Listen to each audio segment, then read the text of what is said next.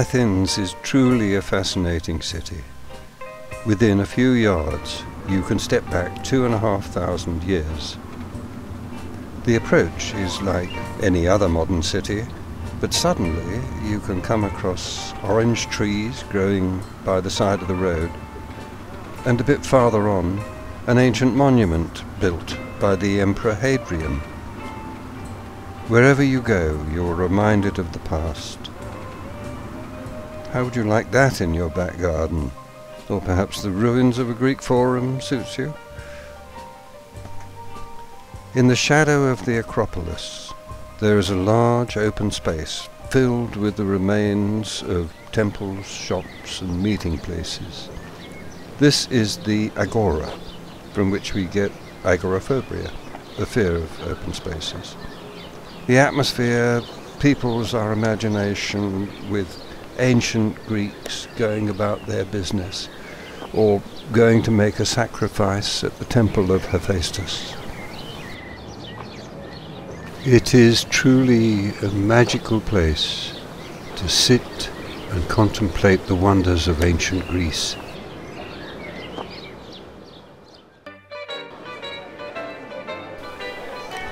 The Plaka is one of the oldest parts of the city. No cars are allowed, and apart from the inevitable orange tree. Windfall, anyone? The whole area appears to be given over to the worship of Dionysus, the god of wine and good living.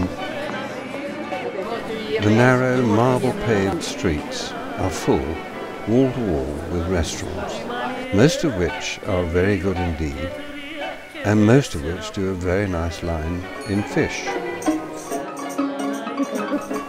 I must say this is the first time I have heard Greek music played on a barrel organ.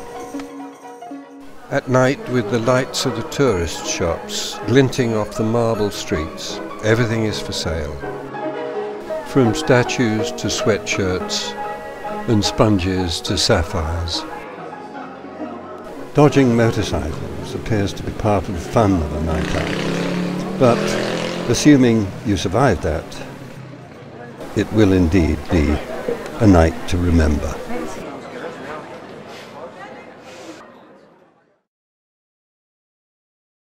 After a night out, some serious sightseeing, aided by our multilingual guide.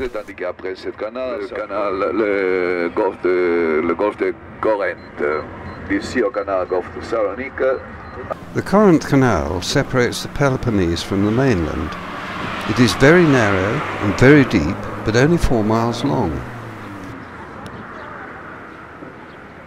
Ideas about digging this canal go back nearly 3,000 years, but the building of the Suez Canal prompted serious attempts, and it was completed in 1893.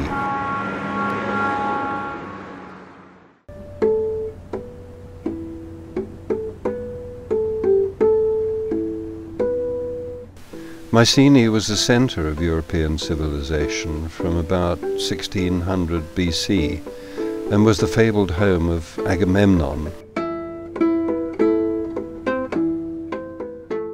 Hordes of tourists are now treading in the same steps as he did all those years ago. Mycenae was excavated by Schliemann shortly after he discovered Troy.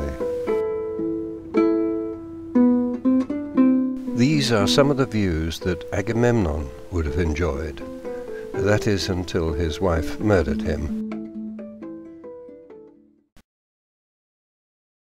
Built in the 4th century BC to seat 14,000, this theatre has acoustics so good you can almost believe you can still hear the voices from those early choruses.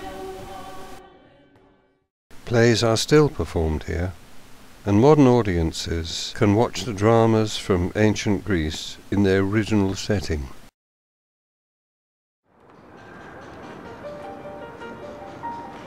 Overlooking Athens, the Parthenon was built in the 5th century BC as a temple to Athena, the goddess of wisdom. Since then it has been a treasury, a Christian church, a mosque, and finally an arsenal. This is where the famous Elgin marbles came from, and here are a few that Lord Elgin helpfully left behind.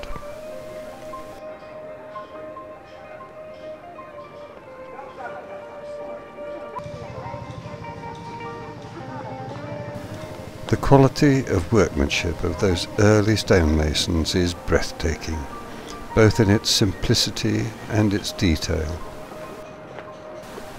All this out of pure white marble, on which modern pollution is now taking its toll. Great efforts at restoration are now being made, and literally no stone is left unturned in an attempt to find its original place. Anything that looks as if it belongs to part of the original building is collected and stored for later restoration.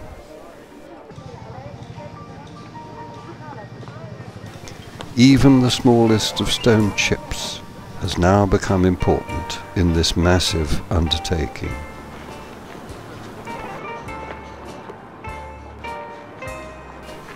The rest of the population of Athens now seems to have arrived, so I think it's time to go.